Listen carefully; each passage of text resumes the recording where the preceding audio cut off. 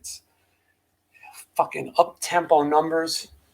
I was going to do that. I was going to do my phone and use record so I could... Oh, that would have been funny. So, yeah, I should save this one, though. All right, here we go. Fucking professional. All right, welcome back to Waste Some Time with Jason Green. I am Jason Green, bringing you brand new interviews right here on YouTube. This is the fastest growing channel of its kind. Thanks to you, we have almost 8,000 subscribers, almost 700,000 views. And again, that is because of you guys supporting the channel. If you haven't subscribed yet, now's your big chance. Go ahead and subscribe. It's free. And also, maybe you think you can ask better questions of my guests than I can. If that's what you want to do, go down to the description and click on the Patreon. Motherfucking cocksucker. Welcome back to Waste Some Time with Jason Green. I am Jason Green, bringing you brand new rock and roll interviews right here on YouTube. Thanks to you, the viewer. This is the fastest growing channel of its kind. Almost 8,000 subscribers, almost 700,000 views. And if you haven't subscribed yet, please do. And if you think you can ask better questions of my guests than I can, all you got to do is go to the Patreon link in the description, click the appropriate tier, and you'll be asking the next questions of my guests. Also, you can watch these interviews a week or two before everybody else. Speaking of interviews, coming up today, SHAWN DROVER from the band EIDOLON, an Act of Defiance. And you probably know him best from the band Megadeth. He was the longest running drummer in that band. We are going to talk to him about all kinds of cool stuff and more right after this. What do you think of that? yeah. Wasn't great, but Yeah. we're going to talk to him about cool stuff and more. It sounds like a fucking moron, right? Well, you could do another one. Yeah, But you already know that you got one that's one. one more. Last tape. This one's for Aunt Bessie. All right. Welcome back to Waste Some Time with Jason Green. I am Jason Green, bringing you brand new interviews right here on YouTube. This is the fastest growing channel of its kind. Thanks to you, we have almost 8,000 subscribers, 700,000 views, and I can't thank you enough. If you haven't subscribed yet, please do. And if you think you can ask better questions of my guests than I can, and maybe you can, go to the Patreon link in my description and pick the appropriate tier, and you will be asking the questions. You also can watch these interviews a week or two before anybody else. We have a great guest today. SHAWN DROVER is joining me from the band EIDOLON and Act of Defiance, and you probably know him best from the band Megadeth. We are going to talk to SHAWN right after this. Just wanna waste some time with you. Sometimes it seems too good to be true. Nobody out there to waste time with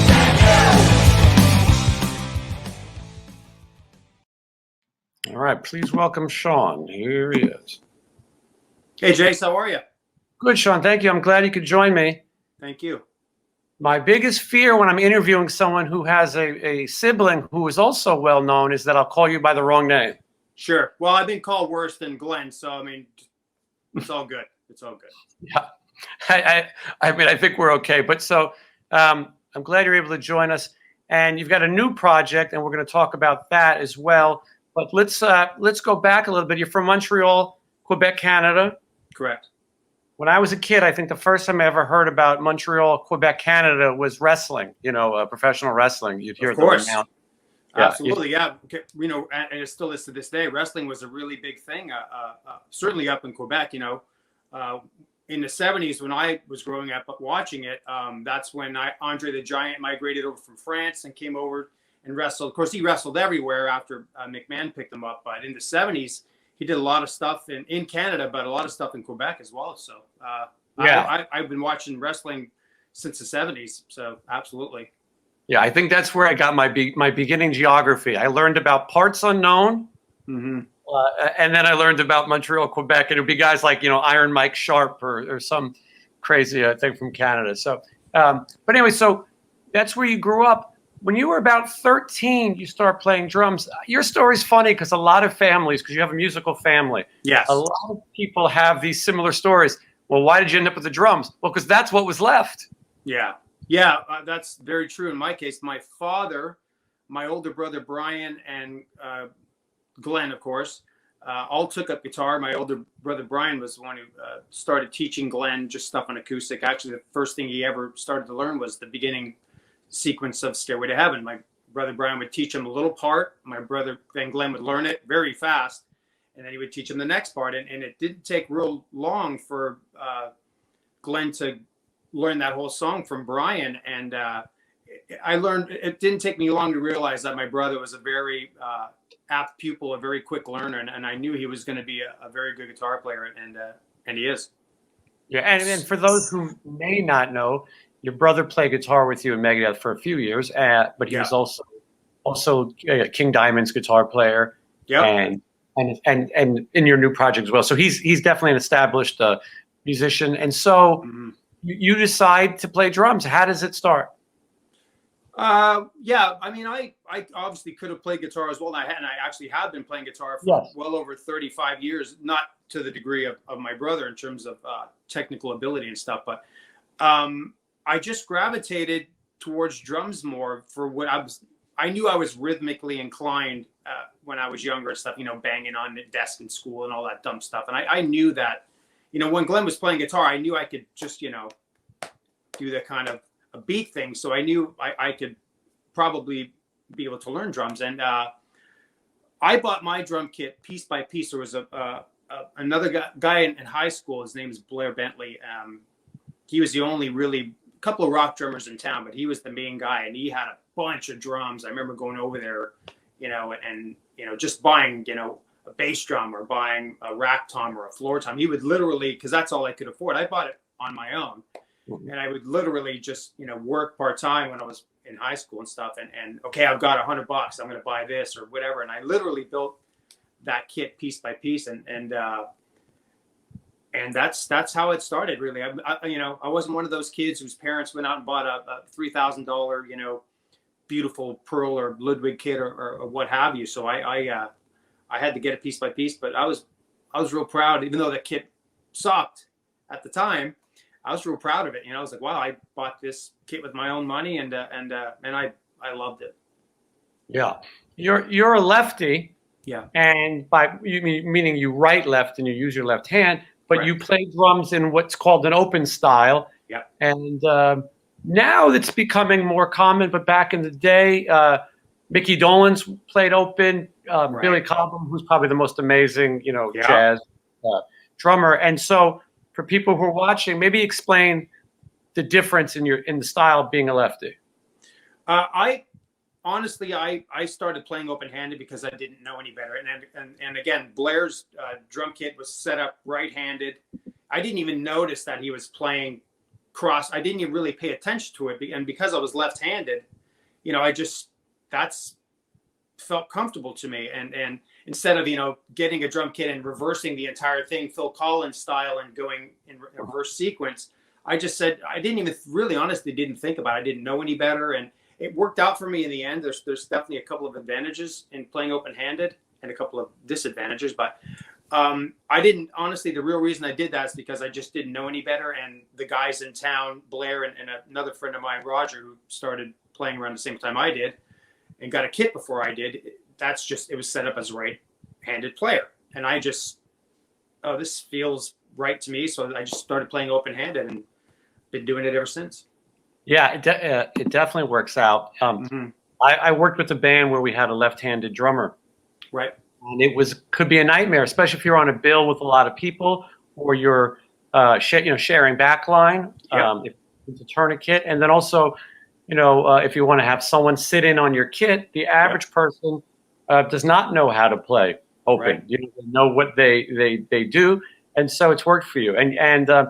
And for an outsider, and I'm not a drummer, but it seems to make more sense in some ways, you know, than crossing your hands, you know, to play open. Well, certainly one advantage, in my opinion, is that the velocity at which you can hit the snare, or you know what I mean? Obviously, when right-handed drummers, they're playing the ride cymbal, they're on the right-hand side. Then it becomes open-handed for them when they're playing the ride, because they're not crossed over with the hi-hat, right? So it becomes an open-handed thing when they play the ride.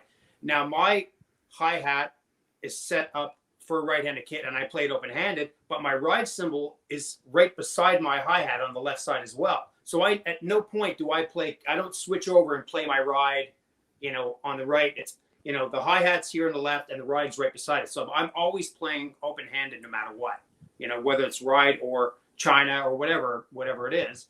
And but again, in terms of hitting it as hard as you want to hit it, there's no restrictions whatsoever in terms of, I can only raise my hand so far because it's this hand. Of course, you can't really see it, but it's basically blocking it from hitting it.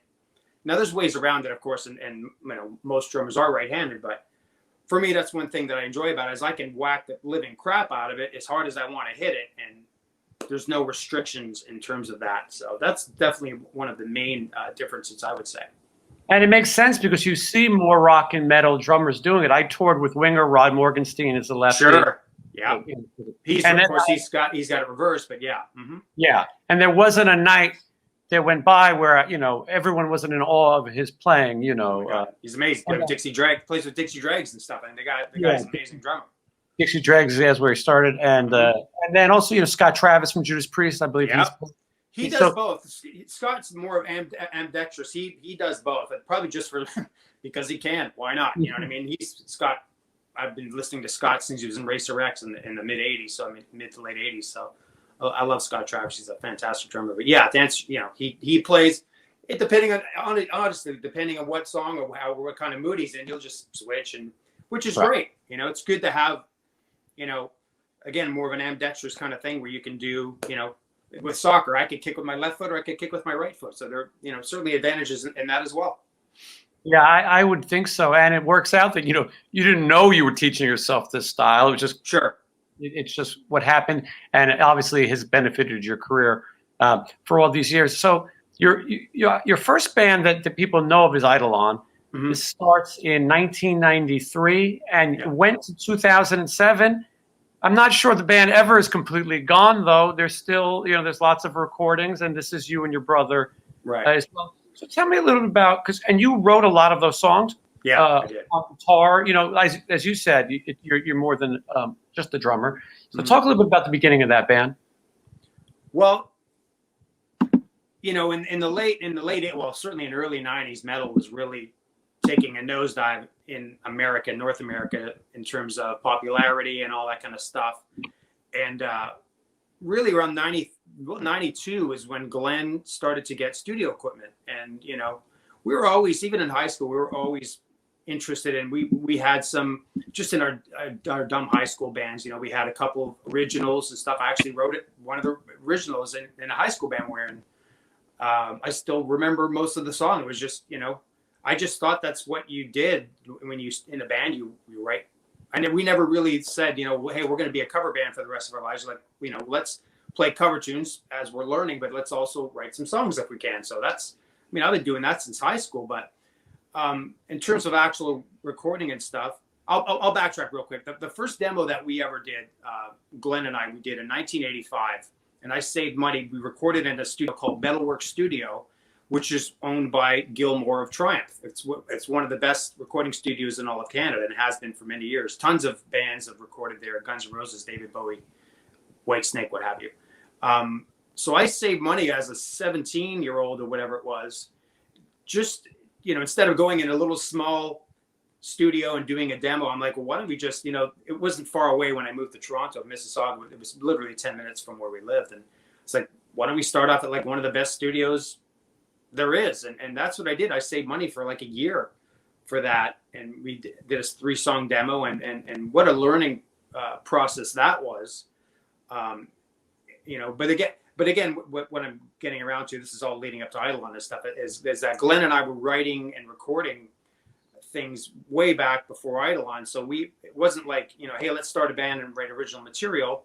We were already doing that in various other smaller things when in the 80s and stuff. So when Glenn really kind of was really interested in the recording aspect of and how all the equipment worked and stuff.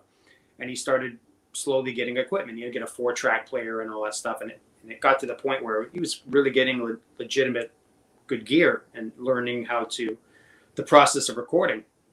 And by 93 is when we did our first, it's really a glorified demo. The first couple of little cassette releases are really glorified demos, but it's a learning curve, and we actually sold some of that, and some people bought it. Some people, enjoy that stuff. But, the first real release that we had was in 1996, our first actual CD and stuff. And before we got signed to Metal Blade and all that kind of stuff. But you know, Glenn was just privy to really the whole recording process, and I was more of I kind of handled. We kind of had a deal where he would handle all the recording stuff because I didn't know the first thing about it, and I would write most of the songs, and he would twist it and all that with how he plays guitar and stuff. But we kind of had jobs to do. I'll write the music, and you record it because you know what you're doing, and we can make product, and that's what we did. We've been to this day. We're all these years later.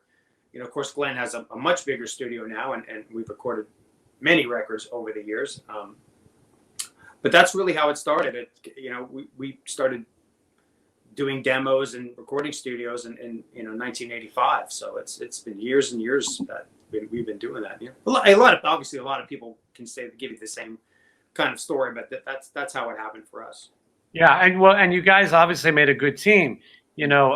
Sometimes it might be a benefit working with a sibling, and other times it might be a little bit of you know each other too well. Sure. Yeah, Glenn and I really had pretty much the same vision right off the bat. We knew we wanted to make heavy metal music. There was no I like this kind of music. When it was like we're gonna write metal songs. We're gonna have a metal band, and that's never to this day really the project we're working on right now that we started this year is really not that dissimilar. It's just metal music, and it's what we enjoy doing, and that's what we're good at doing. So in terms of Glenn and I never really had issues in terms of anything with the EIDOLON stuff or the creative process of anything that we've done over the years. We've always pretty much had the same kind of goals and same kind of vision it's all about the music for us. You know what I mean? That's where it kind of starts and ends for us, and it always has. It's the music comes before. We have to love the music first, and then if other people like it, that's just icing on the cake, And all the other stuff that has happened to us in various parts of our careers, it's all just icing on the cake. But primarily, the music has always been number one priority for us, and still is. Yeah, and you guys, saying you did a lot of different projects, even while EIDOLON was going on. Mm-hmm. So, Glenn joins King Diamond during that period. Yeah.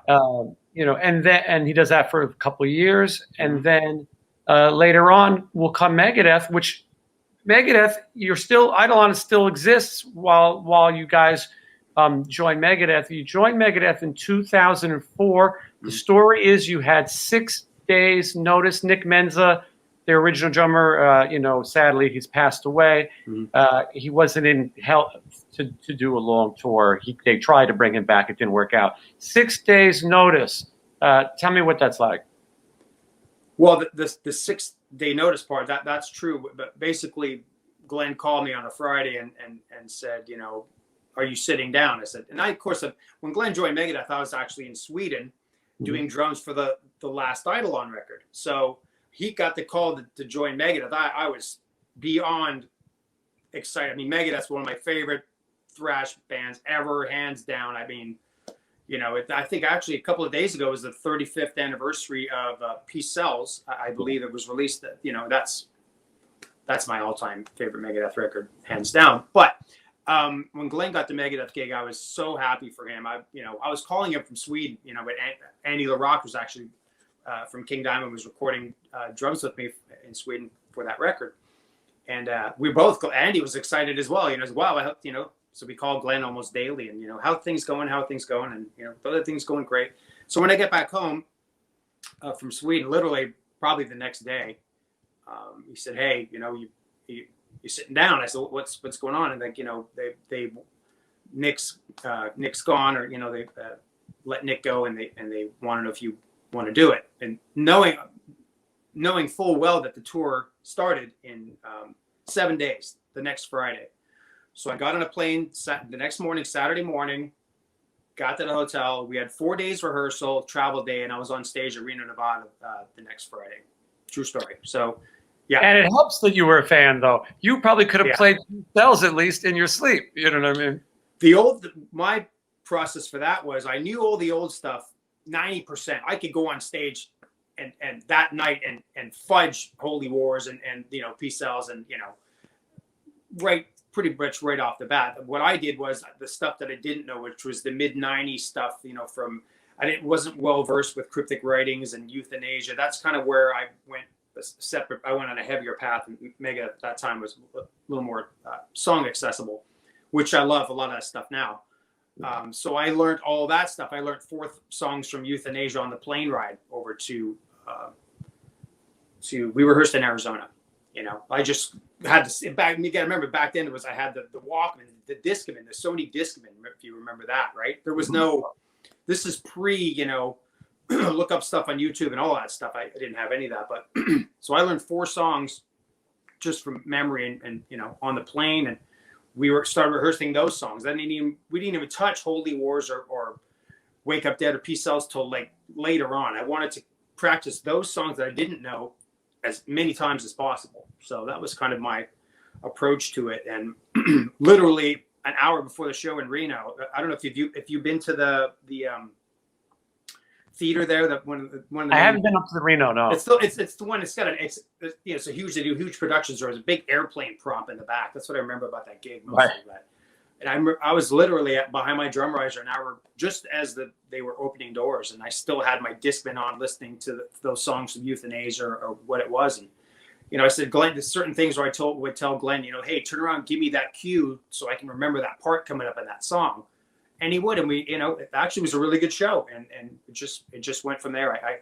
I have a good memory retention. I absorb songs quite well. I can learn things rather quickly to a degree and retain that information. So I had that in my corner. So it worked out. It worked out quite well.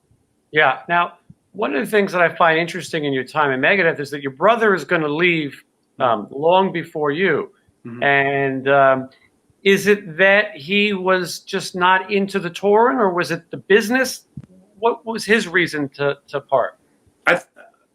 I can't speak. I mean, I could just kind of give you, my take on it and what he's said a little bit about. He just wasn't. I think overall he just wasn't happy. We were touring so much, and it was, we were gaining momentum and things were going well, and the tours were getting longer. And I just think he just kind of what he did with King Diamond. He toured King Diamond for the Voodoo record, and then they did House of God record, did tour for that. And I think over time he just kind of got a little tired of it and missed being, he had a young son at the time, and not everybody is cut out for touring. You have to kind of be of a certain mindset. Well, depending on what you do touring wise, whether if you're partying every night and all that kind of thing, you could certainly throw down like that. Or, I never really, that wasn't my main focus of touring, certainly.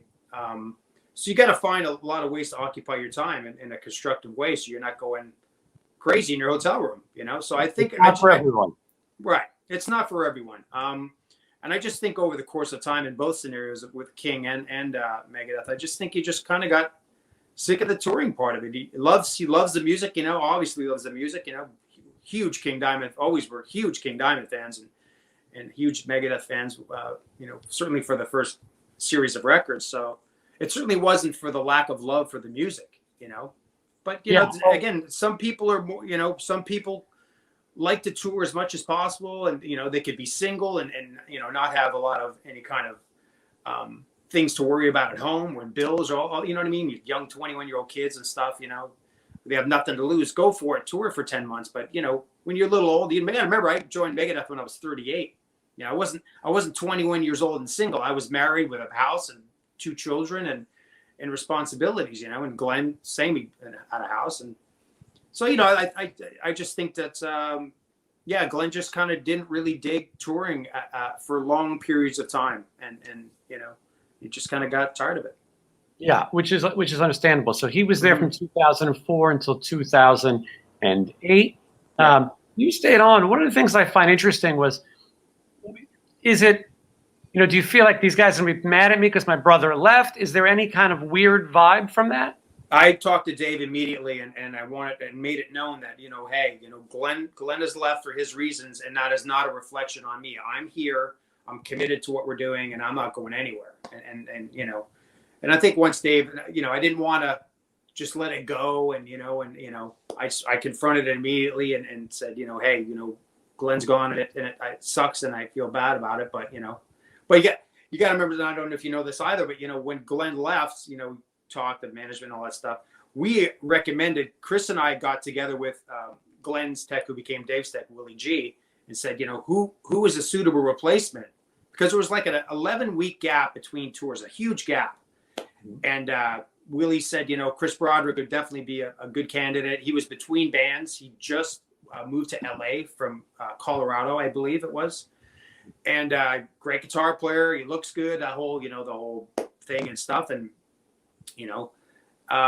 so within a day, they were on the phone with Chris Broderick. And Chris didn't know anything. The funny thing is Chris didn't know anything about it. We didn't call Chris and say, hey, dude, you're going to get a call from Dave Mustaine. It wasn't like that at all. He got a phone call out of the blue.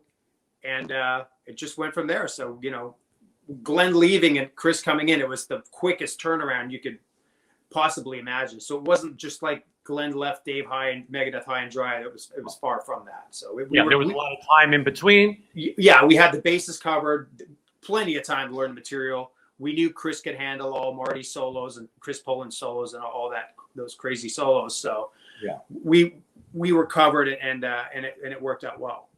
Yeah, absolutely. And you helped with the assist.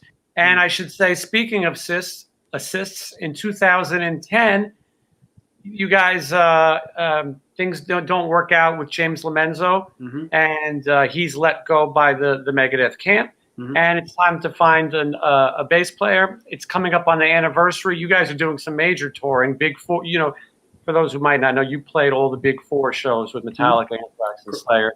Correct. And this was a big time for Megadeth, a big resurgence. Any band is going to have their peaks and valleys, but this was a big time for Megadeth to be exposed to people again. You're one of the people who said and reached out to getting David Ellefson back. Isn't that right? That's correct. Me and myself and Willie G again. That never. I don't think that thought really crossed Dave's mind a whole lot. I can't speak for Dave, but I'm the one who brought. I talked to Willie. I actually called David. I got David Ellefson's number from Willie G, and called David. And I said, "Hey, we got to. This is literally right before the rehearsals for Rust in Peace 20th anniversary tour. So now, in my mind, for us to do such a monumental thing for with the fans considered certainly the best Megadeth record probably in history. I would say a lot of fans would say that, not all of them, but in my mind, we just couldn't get Joe Schmo bass player. It just wouldn't work. At that time, the fans really embraced James Lomenzo, loved him. I love it. I was, fantastic. And consequently, he's back in the band now, which is great. But my thought process was, I think it'd be smart and a good business move to get David back in the band or see if he was interested. So I called him and let him say, hey, we got a situation here. James has gone. What do you think about doing these 30, 35 days of shows in America? It's just one. It was one tour leg at this point. There was no world big thing or whatever at that point. He was interested, so I went to talk to Dave and said, I may have a candidate. And he said, who? And I kind of sheepishly said, David Ellefson. And he was kind of, you had to think about it, and he got on the phone with David, and I just left them alone, talked about whatever they had to talk about in the past. That's not my business. And literally, I believe it was the next day or the day after, David drove in from Arizona and started playing Megadeth tunes. And for me, I enjoyed that very much because now you got the two classic Megadeth guys. So to be a little bit selfish, just very, very little amount, I really dug that. As much as I love James, it was cool to have the main core, the two Daves in that. So, and then it just took off. Once we did that tour with Ellefson back in, dude, we did 187 shows that year. We were one of the top 10. We played the top 10 of the bands who played the most shows in 2010. The 187 shows we did. Yeah, and nothing selfish about it because you assisted in helping the fans get what they wanted too. I think if you're a fan of Megadeth, no disrespect to other lineups, but you have the two core guys, and it is fun to see them back together and put their differences in the past. We'll get into their differences in a second, but so things work out, things are going well. I want to let people know that you recorded 4 studio albums with Megadeth. Yeah. A ton of live releases, DVDs. I mean, Yeah. you were in the band in the resurgence. Yeah. And I think David Ellefson being there also helped that. When you see Megadeth with Metallica, it's sure nice to look on the stage and at least know these are the guys that were playing when that band began. But for you as well, time comes to leave, and that goes for you and Chris Broderick as well. That's 2014. So, I know you're not a guy who, you're not looking to be the blabbermouth headline. No, and I'm not. The guy who's looking to talk trash. But in your words, what was it that made you guys say, okay, it's enough? There was a lot. I mean, I was kind of getting to the point where at that time in 2014, I was 48 years old. I joined when I was 38. I was then 48. And I really was getting the itch to want to make my own music. And I had the song Head Crusher off the Endgame record, which luckily for myself and Megadeth was nominated for a Grammy. It was the first video, it was the first single, and blah, blah, blah, blah. And the song was, a lot of people dug that song, and I was real happy to write that song. Yeah. I just felt, I felt the Super Collider record was kind of going in certainly if you listen to Super Collider as comparison to Endgame or United Abominations and stuff, it was going in a more accessible direction. And I started having thoughts about, if I want to start doing my own stuff, which is certainly heavier metal kind of stuff, maybe I should start thinking about doing something and before I'm just too old to do it, or it's so. At the same time, Chris was kind of having the same thought process as well. He wanted to do his own stuff and what have you. So we started talking about it. And it's like, and this is after the end of the touring cycle for Super Collider. So there was no like middle of the tour leaving, nothing like that. The tour had already been over. So we just started to have conversations about it. And we decided at the end of 2014 that, that we're going to make a move and start a new band. And that's what we did. There was no animosity, band animosity, or I don't have any lurid stories to tell you or any kind of, it was not about that for me. Like I stated earlier, for me, it's all about the music first and foremost. All the accolades and all the good stuff, that's icing on the cake, and I appreciated it. But if you're not happy, if I'm not happy with what I'm doing, I have to make a change, musically speak or whatever, And as you said in your brother's case, it does become grueling. So Sure. The excitement of being in Megadeth and doing these things is great. But after 10 years, and you are the longest drummer to be in Megadeth, and maybe, and I'm not going to put words in your mouth, but sometimes when you're in a business that is somebody else's business, it can be taxing and grueling. And then you may get a record, like you said, Super Collider, that is in a completely different direction. Right. That maybe you say, I can only do this for so many years. I've achieved, I wrote a song that was massive with this band. I performed with this band, but maybe it's time for me to, and like you said, you're not a young kid. Maybe Right. it's time to do something, to do something that's more in your interest. Right. Yeah. Again, I have to be happy with what I'm doing musically. And again, believe me, I have nothing but amazing things to say about my 10 years of Megadeth. Dave knows that. Everybody knows that. It's not a secret. I've never uttered a bad word about that camp in any way, and I never will, because if it wasn't for Dave Mustaine, you and I wouldn't be talking right now, and I wouldn't have had all the great things that have happened in my life. So I'm forever thankful, and I love that camp. I'll always be part of the familia. I mean, we're all in it together. That all the previous players. I talked to a lot of those. I talked to Jimmy DeGrasso, call him on the phone. We're friends with a lot of those guys. Chuck Wheeler. I've talked to him many times.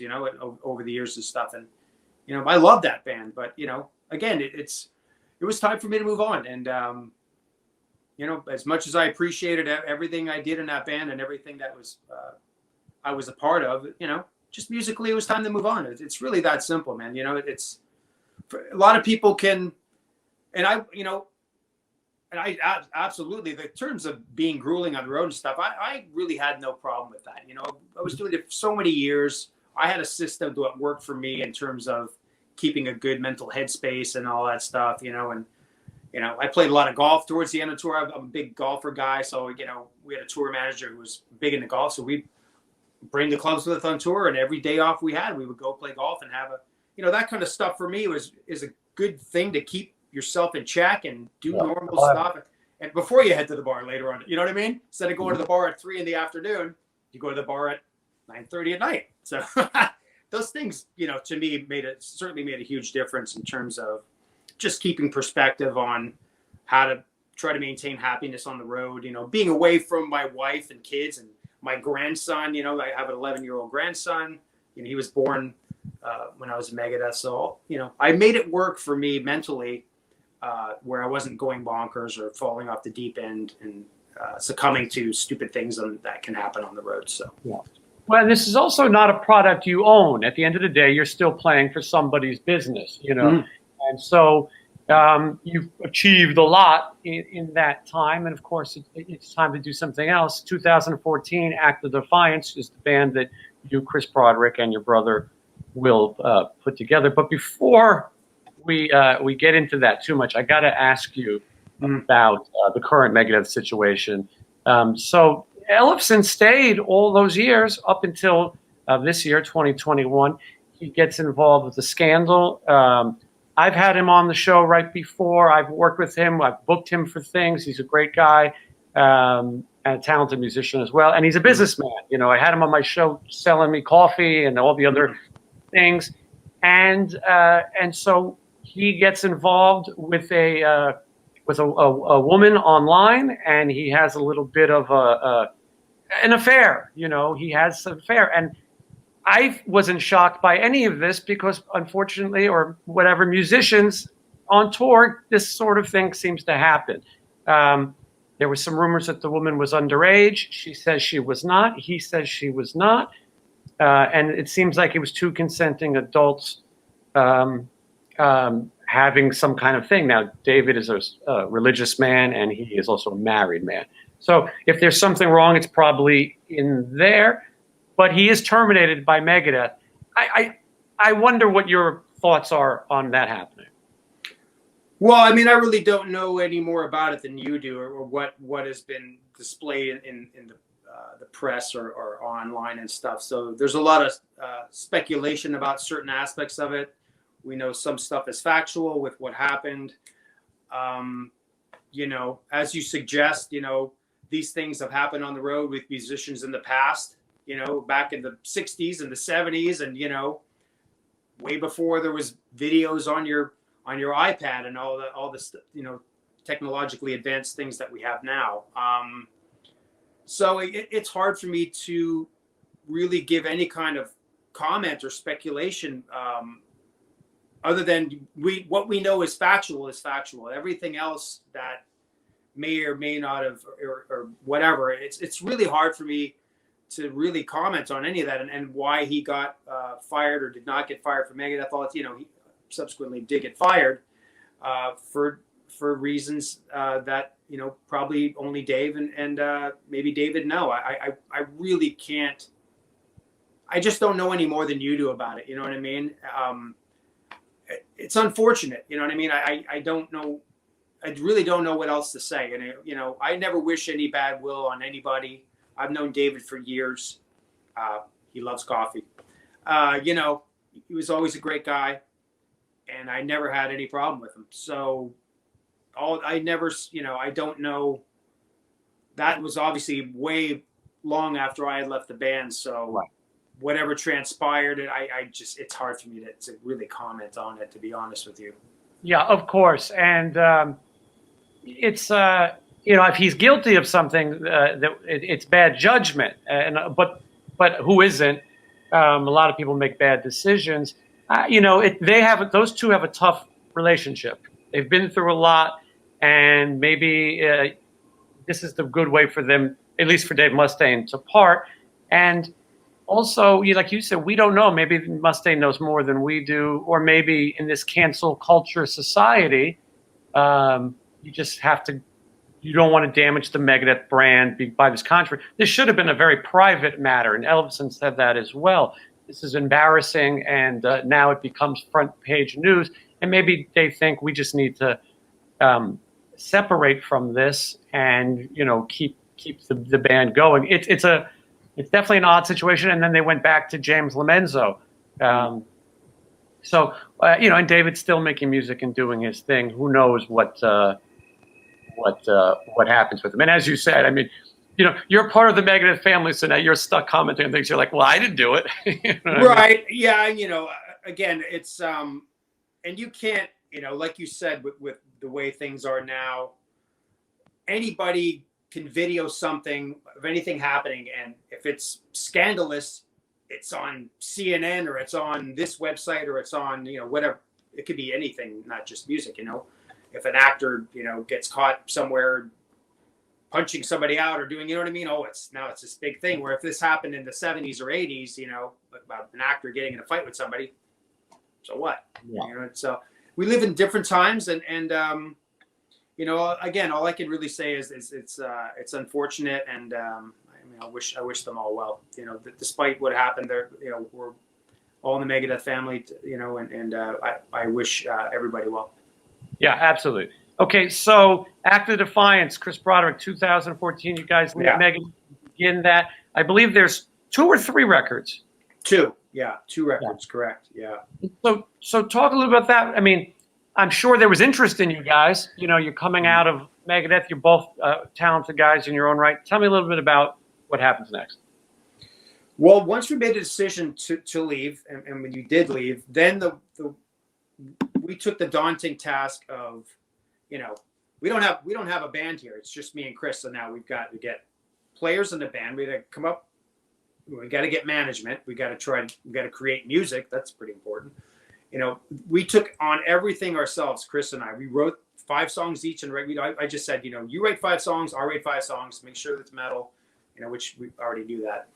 And we just took everything on, and we found guys and got them in the band, and we got signed to Metal Blade, which I was with Metal Blade with EIDOLON, so that was kind of like everything going full circle and stuff, so, we did everything, got band guys, got management, got a record company, wrote music, did all this stuff, went in the studio, did all that stuff, and had a record out within 6 months.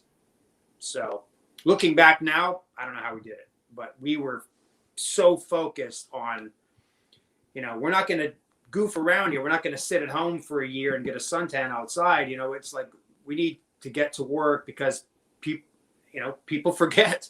These days, people, the next band's just waiting to take over or whatever. So we didn't want to waste a lot of time. And, again, we had a record out within 6 months, on the streets. So I'm real proud of that. And I'm real proud of both records that we did. And, but looking back now, I don't know how we took on that much and got that much work done, and had a record out in within 6 months of leaving, 6, 7 months, whatever it was. It was, just crazy. I don't know how we did it, but we did. You rode that, like you said, you rode that momentum, which is needed because you got to strike while you can. Sure. So that band's done. No, I didn't say. We're definitely on hiatus for sure. Okay. I mean, Chris joined a band called In Flames. This has got about 2.5, 3 years ago now. This is way before the pandemic stuff hit. And In Flames had a situation where the guitar player couldn't do a North American tour. And they literally called Chris, I think it was 48 hours before the show. And, Chris was good friends with the In Flames guys. We did a lot of touring with them in the past. But he dove in head first and learned enough songs to make the show happen. And he's been with them ever since. I don't even know if he's a full-time member or if he's a touring guy. I can't speculate because I really don't know, but he's happy there. And, and I'm, I totally gave him my blessing to, he talked to me about it. I'm like, of course you got to do it. Why wouldn't you do it? They're a successful touring band, been out for years, great band. So, But with that, you can't really juggle both or do it properly or give the proper amount of time. So, he's doing that, and I'm real happy real happy for him. I wish him nothing but success in that band. So, but with that said, certainly, will we record another record in the future? I really couldn't even say at this point. Anything's possible. We're all in good terms, But again, it's got to be something where we have the time to do it. It takes a lot of time. You're a musician. You just don't rifle off songs. Quality songs in 5 minutes. It takes a lot of time and a lot of effort, and life gets in the way. We all have things that we are responsible for and stuff. So I never say never, but meanwhile, while Chris is doing that, I'm working. Started working on a record with Glenn, my brother Glenn, at the beginning of this year. So that's this is a brand new project. We go into the pandemic. People now have time to concentrate. You guys start writing songs. So you and your brother back together making music. Joe DiBiase, who was also in Fate's Warning, right?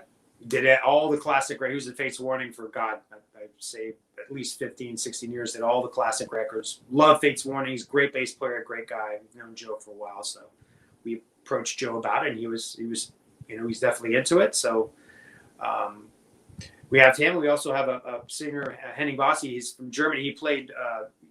This guy loved his voice for well over 20 years. He was in a band called Battalion, who did, I think they did 7 or 8 records or whatever it was. And of course, he sang on all those records. And I've always loved his voice. So when we started talking about doing this,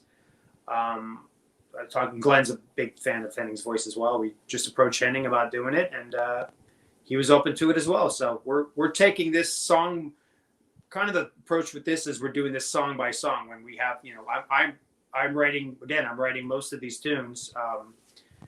So I'll do cut drums for a song. Glenn will do guitars and stuff. And once we get it all, drums and guitar are done, ready to go, we send it to Joe. Joe does bass, sends it back. Then we send it to Henning.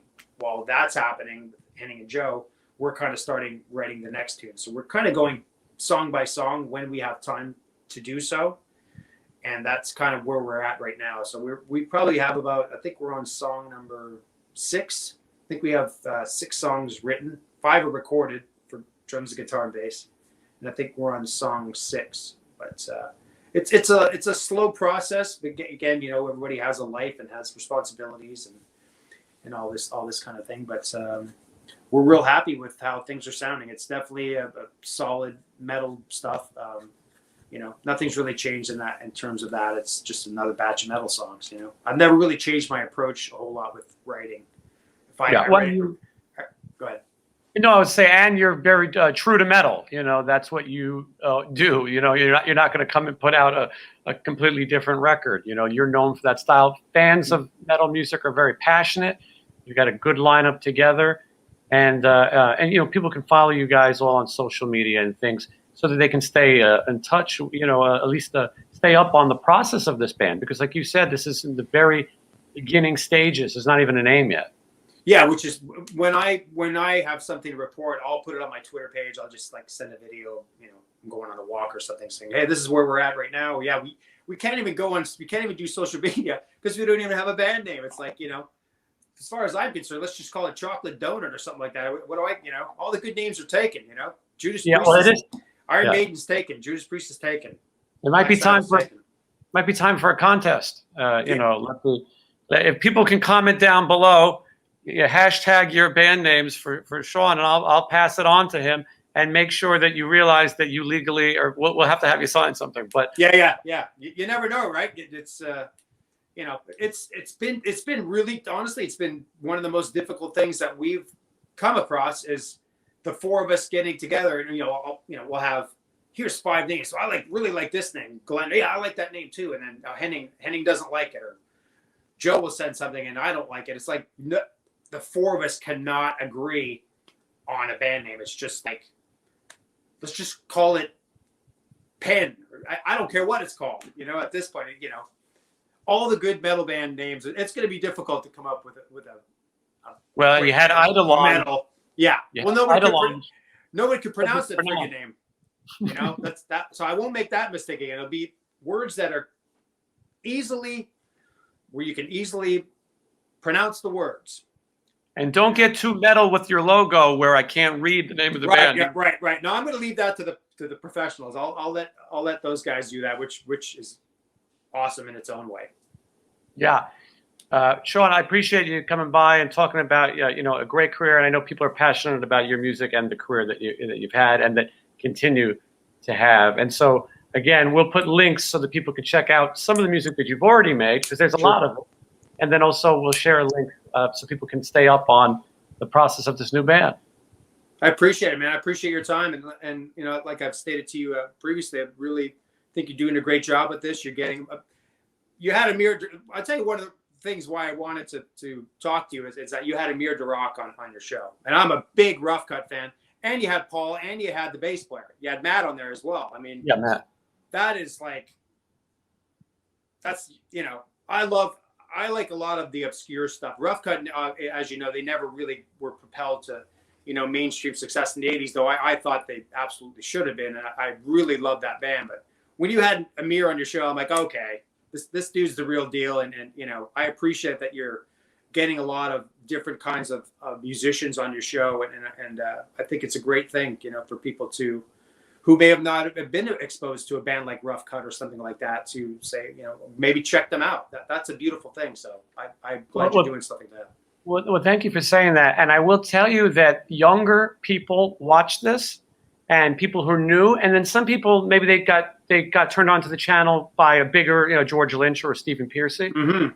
But then they start watching, and then some people say they like these because it's more of a conversation. I try not to, I'm not grilling people, and they get into it. And then sometimes I see people all the time. I had no idea who so-and-so was. Yesterday I had Susie Quattro on.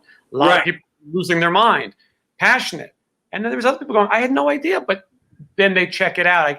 And I can't begin to tell you how many people I see in the affiliate links buying Twisted Sister Hot Sauce or buying the new Rough Cut record. They announced it on this show, and it sold like crazy. And Amir was really a good interview. I learned things about him. I didn't know he tried out for Ozzy and all these. Neither did I. He actually played with, as he told you, he actually played with Ozzy for, I don't know whether it was a week or 2 weeks or whatever it was, right before they got Zach. But I didn't know that dude at all. So just hearing things like that, for me, as a music lover, I like hearing things like that you just learn something new about it that you never knew about it. I had no idea he auditioned for Ozzy. I had no idea he played for Ozzy.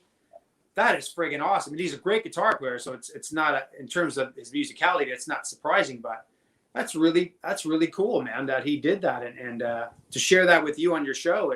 Again, that's what I appreciate when you get these people on here. That's not the stock guys all the time. It's like to do Susie Quattro. I mean, I saw her on Happy Days in the 70s. That's how Happy Days is where I started. That's, Leather Tuscadero. That's how I knew who Susie Quattro was. So, and you're talking 40 years ago, definitely 40 years ago, if not more, really. Mid 70s or whatever that was. That's a long time. More than 40 years. Maybe early 70s. Right. Yeah. So over 45 years ago. I mean, so to have her on your show, I think that's a really great thing. So, kudos to you for doing that. Thank you so much. It's great. And I think, like I said, the people that you don't know as much about are make the best guests. I mean, listen, I'm always excited to have one of my heroes on or one of the big guys, but there's so many people that I've talked to and they say something and I just go, wow, like I had no idea this was what was coming out of it. And so I appreciate you saying those nice things and watching it. And I'm glad that you were able to share some of your stuff with people, because I know there's fans of your projects. So glad to be on the show, man. I appreciate it. Thanks so much, Shawn. And you'll come back when when you have a name and we got a record. Let's sell some records. When I have information and things are in completion, I'll definitely let you know what's going on with that. I look forward to it. Thank you so buddy. much. Thanks.